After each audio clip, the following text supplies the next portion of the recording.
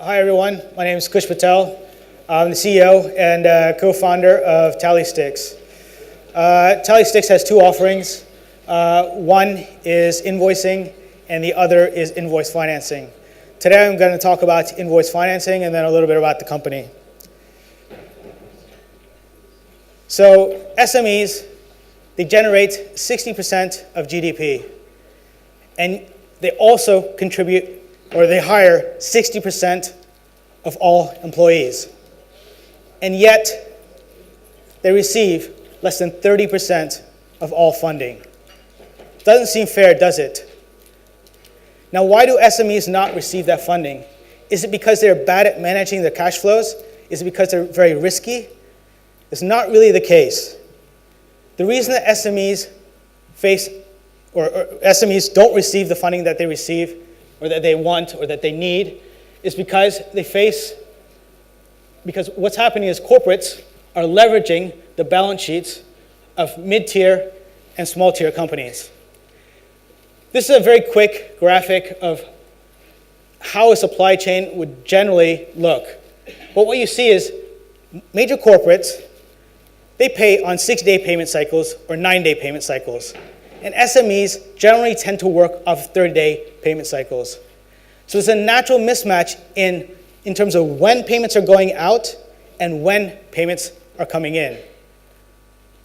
Now, to fund that working capital shortfall, an SME has three options, right? Number one, it can either go out and get a loan, overdraft facility, a loan against the entrepreneur or the owner of that business, right? Number two, get a loan against a fixed property, like a property, plant, or equipment. And number three, against the receivables that they expect to receive. Now, generally an entrepreneur does not want any credit or any lien against their own creditworthiness, right? And getting an overdraft facility is very expensive. On the other side, most companies these days do not have fixed assets to finance against. So generally, an SME only has one option to get some kind of working capital financing, and that's invoice financing.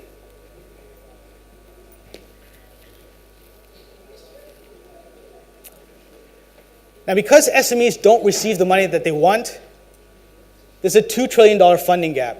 This is a number that was reported by both the IFC as well as the World Economic Forum.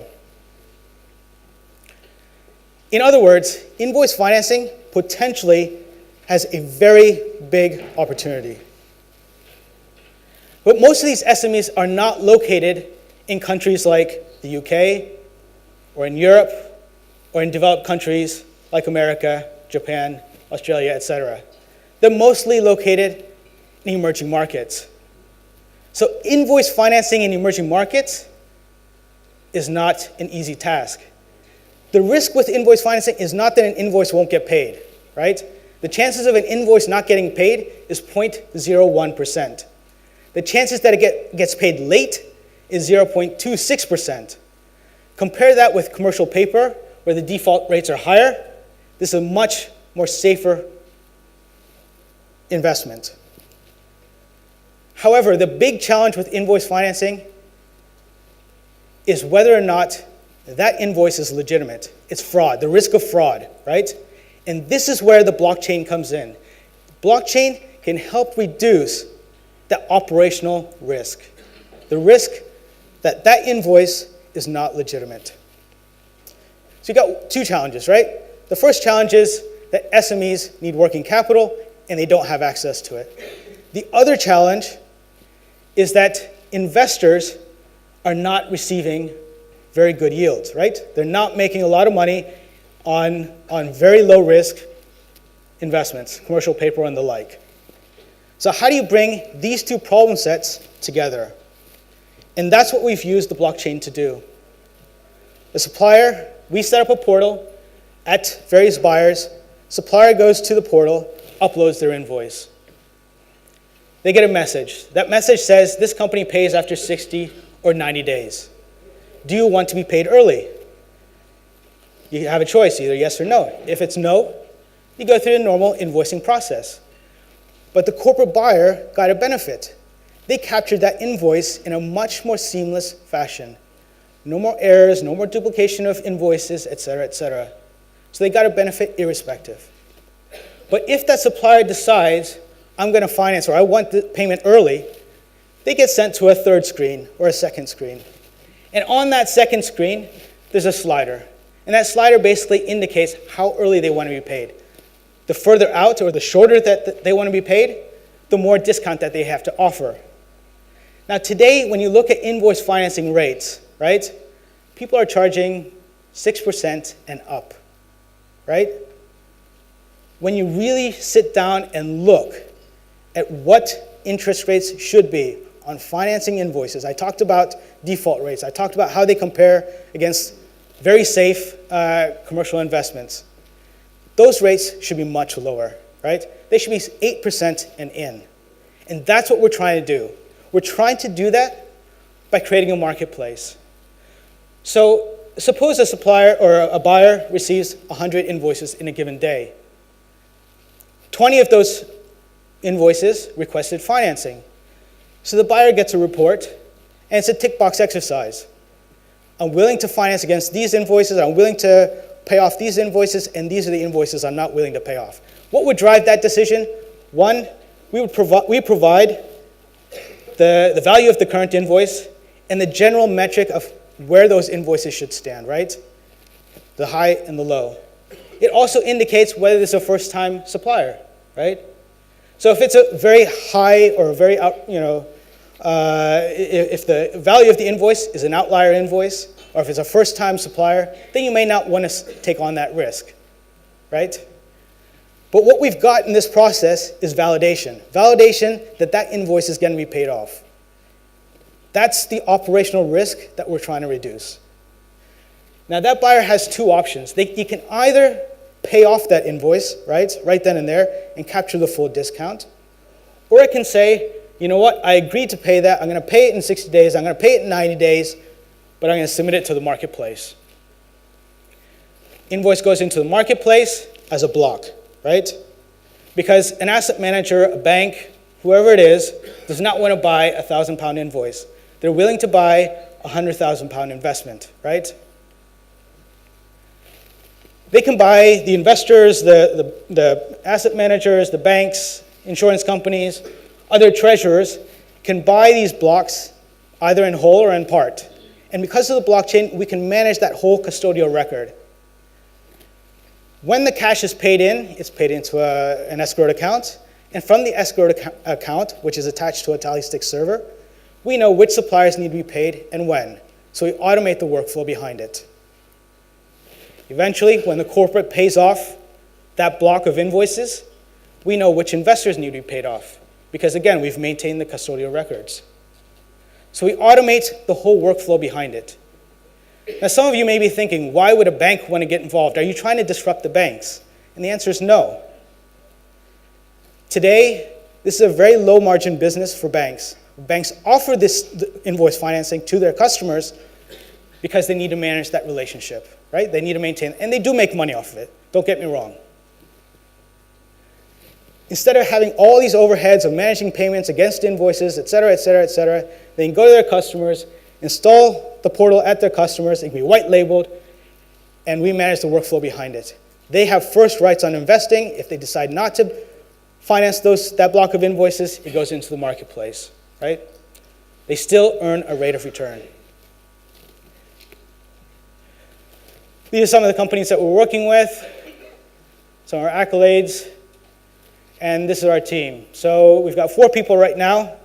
We just raised a round, or actually we're overfunding a round. It hasn't closed yet. It'll close on the 31st. If anyone wants to invest, please do so. If anyone's looking for a job, we're hiring. But I want to thank you for your time. Yeah, and if you have any questions, please ask them now.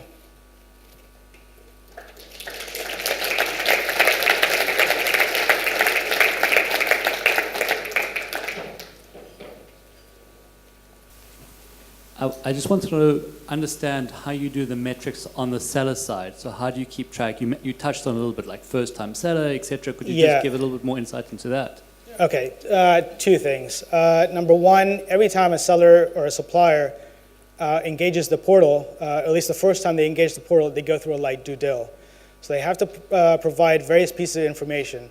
Number one, their company number, their registered address, their bank account details, their VAT records. We use APIs to plug into these various, to validate this information, right? So that's the light due dil that does happen. If we plug that portal into the ERP system of the major corporate, then we can see what the transaction flow used to look like. So we extract that information. I think one of the slides it showed that we were working with SAP. So we extract that information from the ERP system, we run the analytics, we present it right there in the financing or the validation sheet.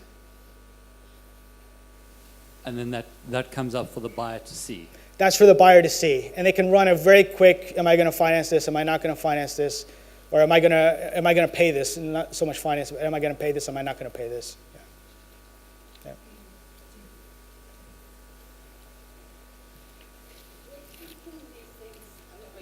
Yeah. No, it's okay. Neither am I. When you pull these invoices together and Yeah. you're selling it as a block, but that it suddenly becomes terribly important because say it's worth 100 million. Yes.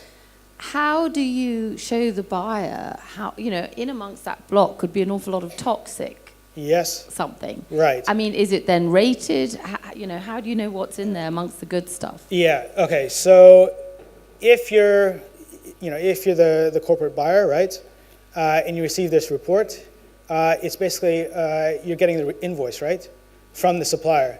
So the obligation is on you to pay off that invoice, right? So technically, you're the debtor. Even when it comes, we take that block of invoices and we submit it into the marketplace. The debtor is actually the corporate, right? That invoice financing is very different in other types compared to other types of lending in that the borrower and the debtor, the one that's going to pay it back, are two different parties. Usually, the borrower and the debtor are the same party, right? In this case, they're two different parties. So the buyer. So what's happening here is you've got investors who are looking at the creditworthiness of the ultimate payer of that invoice, the debtor, right, which is the major corporate. And he's agreed that he or she's agreed that they're going to pay it. Yeah. So when you bundle up the invoices, do you do any kind of risk profiling for the invoices as well? Yeah. So what the risk profile is actually on, again, going back to the debtor, right? So the risk profile is on that. And one of the other sort of logos that was up there was, there's Euler Hermes, but there's other parties that we're speaking to as well. So they will run the counterparty credit, right, against, they have risk metrics against various major corporates. If you want to buy insurance, we plug in an API whereby the investor can request insurance. Of course, that's going to drive up the price, right? But at the end of the day, I mean, these are various things that can happen. So you can either run your own analytics and say this is the risk of that debtor, or you can rely on someone else. You also mentioned that the key problem is the fraud in the invoices, right? Yes. So what are the measures being taken here which prevents that? Yeah, so basically to mitigate, we've done two things here to mitigate fraud, right? One, we package them up, right? So the fact that one invoice, let's say in 100, is fraudulent, well, if that guy's going to pay it off, then he's paid it off, right? But if the chances of 100 invoices all being fraudulent are quite low, right? I mean, it's just basic math, right? The other side of it is that the guy that's the debtor, the guy that's going to pay off that invoice, has agreed he's going to pay it off. So it's not like he's going to pay off 9 of the invoices and not the 10th, right? He's got to pay off the whole thing, so it doesn't really matter. The propensity to undermine the system is quite low. Yeah. So would you mind shedding some light on the solution architecture? So what platforms are you using? And then you said there is a TidyStick server somewhere. Yes. So where's the decentralization bit in this? Yeah, okay, so there's a few things here. Number one, we use Ethereum. We're migrating towards the parity version of Ethereum. We have ring-fenced it, so it is a private instance of it. We've stripped out the parts, the bits that we don't need, mining to be, as one example. But the reason we've done that is to improve the due diligence framework around the whole system. We don't want sort of bad actors getting involved in the system, especially with sensitive matters as financial transactions, right? We have a server. Our server, we can't read it, right? We add 2 layers of encryption. There's the first, which is the hashing mechanism, and then on top of that, we have another layer of data privacy. So even though we have a server, we can't see that information because we don't have the right keys. But the server has access to the keys, and so it knows what to do, right? So it is completely decentralized. It's operating there as one, to help out with a consensus algorithm, and then number 2, to manage, it can only send payment instructions on behalf of what's been recorded onto the system, right? We don't do anything. Where are the nodes in the system? Yeah, the nodes can be anywhere. They can be, generally, we think they should be cloud hosted, but they can be anywhere, anywhere in the world. So you own all the nodes, or No, the suppliers so or the buyers? for example, if there's a corporate, right? So we host one sort of cloud-hosted web portal, which is, again, it's a tally stick server, but again, there's keys placed into there. So if you're an SME supplier and you don't have your own copy of the node, or distributed ledger, you can go in to that server. Your keys are tied to your account, which then allows you to access your relevant information from the distributed ledger, that associated distributed ledger. The other ones are hosted elsewhere, whether it's the investors, right? The asset managers, the banks, the pension funds, whatnot, or the corporate, right? The corporate's also going to host the one that's receiving all the invoices is going to host a copy.